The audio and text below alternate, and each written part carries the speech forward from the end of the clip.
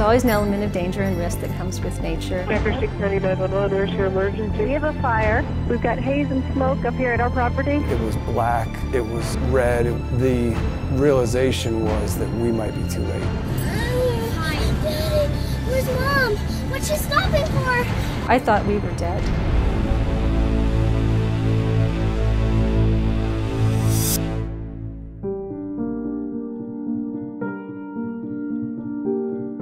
My name is Doug Gulick and I'm an aerospace engineer.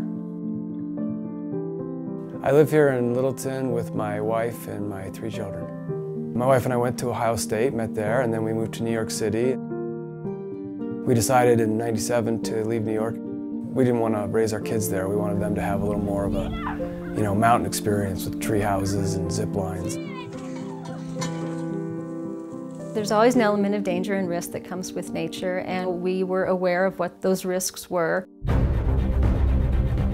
Forest fires are part of life out here. It's part of the ecosystem. Upon moving here, we realized that control burns were something that were conducted. It's very difficult to find information about the controlled burns. I smelled smoke one afternoon and called 911 and learned that there was a control burn happening south and west of us. There is a bit of relief. There's a crew already on scene because they lit it. So I just went back to work. We went back to our normal routine. The kids were home from school. I was sitting here at my desk and I began to smell some smoke. We had some really strong gusts happening. Hey, that is very ominous looking out there. I called 911. After 69911, where's your emergency? We have a fire. We've got haze and smoke up here at our property. I've been smelling it for half an hour and I already called you guys and they said there was nothing, so. Okay, we have a fire that's down at Lower Foxton Road. It wasn't a prescribed burn, was it? It was, but it's now not prescribed any farther. And I said, that's crazy. Who would be doing a controlled burn? Because at that point we were having those 70-mile-an-hour gusts that they told us we were going to have. Despite multiple calls to 911, they simply told her to stop calling, that this was a prescribed burn and that she shouldn't be concerned. There's no evacuations or anything at this time. When I can see fire and when I can see smoke, that's time for me to be prepared. She was packing bags and just being ready. Still going online and still trying to find, any information, watching the news, but it really wasn't even a story at that time. Something was wrong because none of our emergency people were communicating to us. The fact that they either were unable or unwilling to give us information really unnerved me. Our only source of information was an anonymous blogger, Waterman of Evergreen. He was actually listening to a scanner of the fire and posting updates. And I saw mandatory Kester Road evacuation. It was time to go. He grabbed the bag, he said, "We gotta go," and we ran to the car. My oldest said to me that there's ashes falling from the sky. It wasn't even tree parts that were burning, it was paper. I realized that's a neighbor's house. The first thing that I noticed was the sound. It sounded like a freight train. I knew at that moment that it was too late. Kim went up the driveway before me. The kids all got into my car. I gave the phone to my son to video. I turned the corner into hell.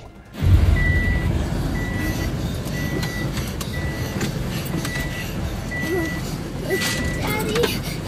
We'll make it. We're gonna be fine. Hi, Daddy. Where's Mom? What's she stopping for? I did stop the car for a second. I was basically leading my family right into the fire, and I questioned whether it was the right thing to do. Her thought process was, maybe we should go back to the end of the road, further from the fire, even though we'd be trapped up here. We would be at a dead-end road in the middle of a forest fire. A neighbor was passing us on the way out, and I thought it was a sign, and I had followed that car out. Yeah, it's down there. It's down there now. We went from black to really red spark flames. There were flames on both sides of the car. A car needs oxygen to breathe. What if the engine, were to stall out? You couldn't have gotten out of the car where we were and lived. I remember just acknowledging that we were leaving it all. It was not going to be the same. She was not in there. Jesus Christ. It was just pedal to the floor as fast as you can and just get out. Whoa. Not you when I feel it. There it is, right here, right here. Oh my gosh. Zuma! It's okay. We're out, we're out, we're out.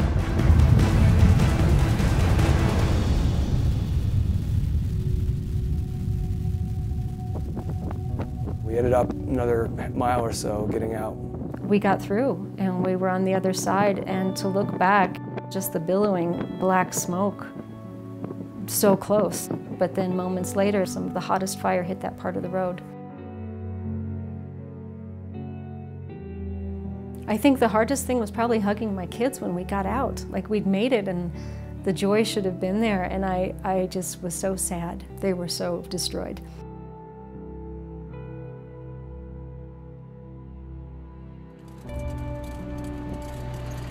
We learned that the house was still there because there was an aerial shot where we saw a roof.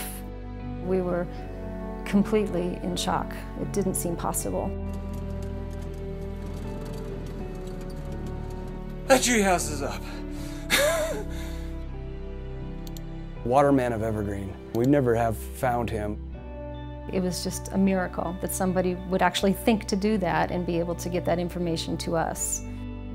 What would you say to Waterman of Evergreen if you... I would say, Waterman of Evergreen, you saved our lives. That posting, had we come out much later, we just don't know what would have happened, so ever grateful.